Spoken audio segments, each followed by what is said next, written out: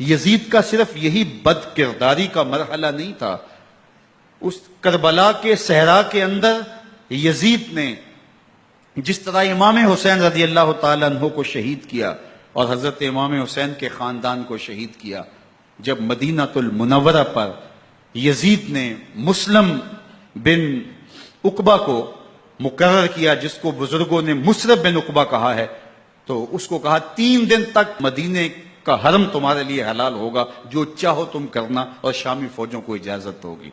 تو وہاں بھی انہوں نے 10,000 تابعین اور 700 صحابہ کو شہید کیا۔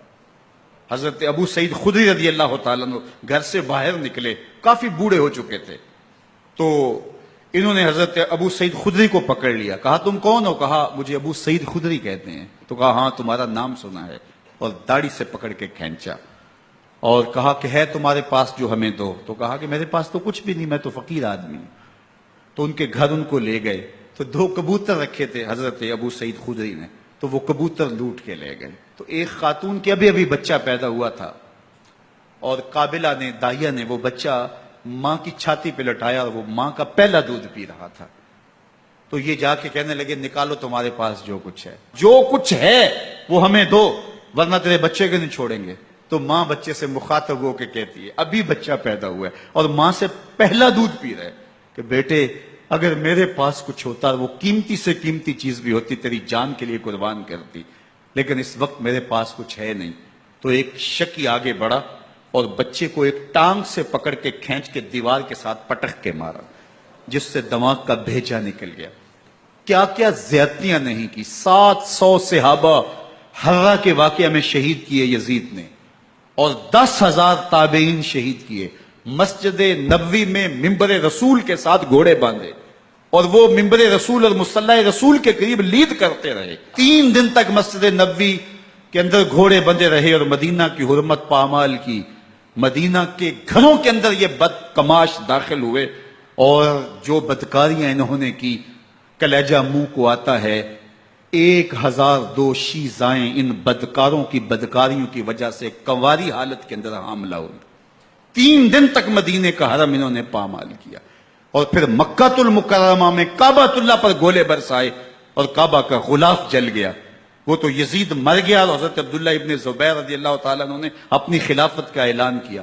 یزید کے یہ کرتوت تھے، ادھر اہل مدینہ کو ستایا، ادھر اہل مکہ کو ستایا، اور رسول اللہ صلی اللہ علیہ وسلم کے خانوادے کی بے حرمتی اور توہین کی۔ نہ صرف انہیں قتل کیا گیا، ان کی لاشوں پہ گھوڑے دوڑائے۔ ابن سعد اور شمر جو ہے وہ خیموں میں داخل ہوا، اور مخدرات اسلام چادریں چھیننے کی کوشش کی۔ حضرت زینب سلام اللہ علیہ نے مخاطب ہو کے کہا ہمارے چہرے کے رکھوالے چلے گئے ہیں، ظالم تو خیال نہیں کرتا ہم رسول اللہ کی بیٹیاں ہیں۔ حضرت شہربانو، حضرت زین العابدین اور حضرت زینب سلام اللہ علیہم، ان تینوں کو ایک اونٹ پہ باندھا گیا، اور باقی اونٹوں پہ باقی سادات کو، حضور کی شہزادیوں کو باندھا گیا، رسیوں میں جکڑا گیا، اور اونٹوں پہ باندھ کر کے کوفے کی جانب آگے آگے شہیدوں کے سر چل رہے ہیں، اور پیچھے یہ قافلہ چل رہا ہے۔ اور جب یہ قافلہ وہاں سے گزرا جہاں لاشیں پڑی تھی، امام زین العابدین 14 سال کے تھے اور بیمار تھے، اور ان کا حوصلہ نہ ہوا، وہاں غشی ان کے اوپر آنے لگی، اور وہ منظر ابن کثیر نے، باقی لوگوں سب نے لکھا ہے کہ پھر جب ان کی یہ حالت ہوئی تو پھر سیدہ زینب سلام اللہ علیہ، جنہوں نے ابھی تک بڑے حوصلے کے ساتھ ساری مشکلات کا مقابلہ کیا تھا، اب ان کے بندھن ٹوٹ گئے اور آنکھوں سے آنسو بہنے لگے، اور سیدہ زینب نے امام حسین رضی اللہ تعالیٰ عنہ کی لاش پہ کھڑے ہو کے، اور وہ روندی ہوئی لاش، ٹوٹی ہوئی ہڈیاں، اور وہ برینا بدن، کٹا ہوا سر نیزے کی نوک پہ، اور لاش یہ پڑی ہے، تو حضرت سیدہ زینب نے مدینے کی طرف منہ کر کے جو ہے وہ حضور سے فریاد کی، رسول اللہ، اے پیارے آقا، یا جدہ ہو، اے ہمارے نانا محترم، یہ دیکھیے آپ کا حسین پڑا ہوا ہے۔ بدن سے کپڑے اتار لیے گئے، خاک ہوائیں اڑا رہی ہیں، اور اس کے اوپر چادر جو ہے وہ مٹی کی پڑ گئی ہے، یا محمد آہو۔ اور آگے فرمایا حضور آپ کی اولاد کاٹ دی گئی، اور پھر کہا بنا تو کا سبایا، حضور دیکھیے آپ کی بیٹیوں کے ہاتھ باندھ دیے گئے ہیں، اونٹوں پہ کس دیا گیا ہے، سرے شہیدہ آگے آگے چل رہے ہیں۔ راستے کے اندر ایک جگہ آئی اور ان کو اتارا گیا۔